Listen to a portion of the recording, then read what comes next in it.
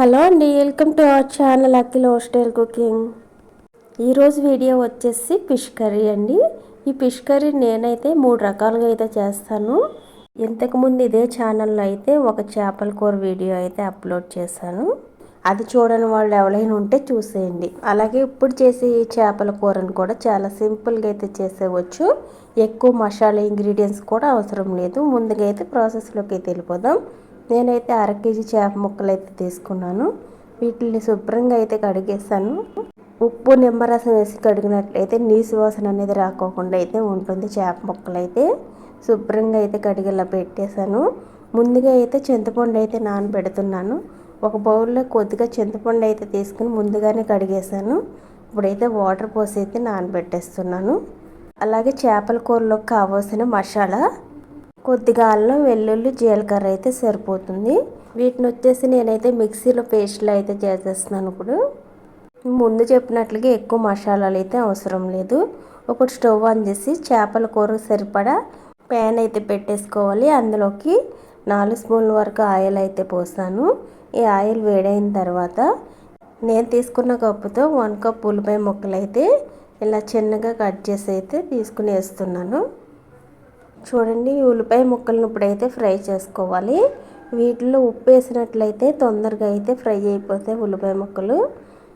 ఇప్పుడైతే టేస్ట్ తగ్గట్టుగా సాల్ట్ అయితే ముందుగానే వేసేస్తున్నాను. ఈ ఉల్లిపాయ ముక్కలు తొందరగా ఫ్రై అవ్వడానికి అయితే వేసేస్తున్నాను. ఇవి ఫ్రై అయిన తర్వాత టమాటా ముక్కలు, పచ్చిమిర్చి అయితే వేసుకోవాలి. నేనైతే 3 పచ్చిమిర్చిని అయితే సన్నగా కట్ చేసి వేస్తున్నాను. మీ స్పైసీకి తగ్గట్టుగా అయితే వేసుకోండి. అలాగే ఒక టమాటా అయితే పెద్ద సైజు టమాటాని అయితే కట్ చేసి అయితే వేసాను. ఒకసారి అయితే కలిపేసి మూత పెట్టేసి 1 నిమిషం పాటు అయితే మగ్గనివ్వాలి. 1 నిమిషం తర్వాత చూడండి, ఇలా అయితే మగ్గాయి. ఇప్పుడైతే చేప ముక్కలను అయితే వేసేసుకోవాలి. చేపల కూరకి ఎప్పుడైనా సరే మనం వండే పాత్ర మటుకు ఎడల్పుగా అయితే ఉండాలి. అప్పుడే చేప ముక్కలు అనేవి ఇడిపోకుండా ఉంటాయి. ఇప్పుడు ఇలా వేసేసిన తర్వాత ఇందులోకి 1 పావు టీ స్పూన్ పసుపు అయితే వేస్తాను. అలాగే 2 స్పూన్ల వరకు కారం అయితే వేస్తున్నాను. ఈ కారం వేసేసిన తర్వాత అయితే వాటర్ అయితే పోసేస్తున్నాను. చేప ముక్క ఉడకడానికి సరిపడా వాటర్ అయితే పోసాను.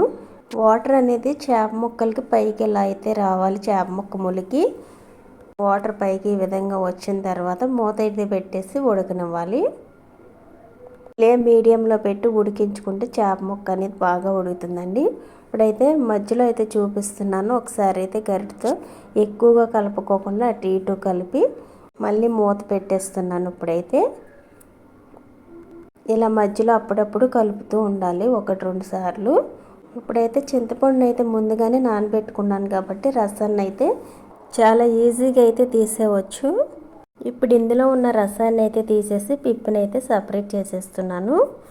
ఇలా చేసిన తర్వాత చేపల కూర అయితే ఉడుకుతుంది. ఎలా ఉందో చూద్దాం. కూర అయితే ఎగిరింది. ఇప్పుడు ఈ స్టేజ్లో ఉన్నప్పుడు చింతపండు రసాన్ని అయితే వేసుకోవాలి. ఇలా దగ్గరగా ఉడికినప్పుడు ఇప్పుడైతే చింతపండు రసాన్ని అయితే వేసేద్దాం. ఇలా రసం తీసుకున్నాం కాబట్టి డైరెక్ట్గా అయితే వేసేసుకోవచ్చు. పిప్పు అనేది ఉండదు. ఇప్పుడైతే మళ్ళీ ఒకసారి అయితే కలపాలి. ఎక్కువగా గరిటెతో అటు ఇటు కలిపేసినట్లయితే చేప ముక్కలు అయితే ఇడిపోతాయి. ఇలా స్లోగా అయితే కలుపుకోవాలి. కలిపిన తర్వాత మళ్ళీ మూత పెట్టేసి అయితే ఉడకనివ్వాలి. అదే మీడియం ఫ్లేమ్లో అయితే ఉడకనివ్వండి. చూడండి, ఇప్పుడైతే చూపిస్తున్నాను. ఈ విధంగా ఉడికిన తర్వాత ఇందులోకి అయితే మసాలా అయితే వేస్తున్నాను. అల్లం, వెల్లుల్లి, జీలకర్ర పేస్ట్ అయితే వేస్తున్నాను. నేనైతే 1 స్పూన్న్నర వరకు అయితే వేసాను. ఒకసారి కూర అంతటికి ముక్కలన్నిటికీ పట్టేలా అయితే కలిపేసుకోవాలి.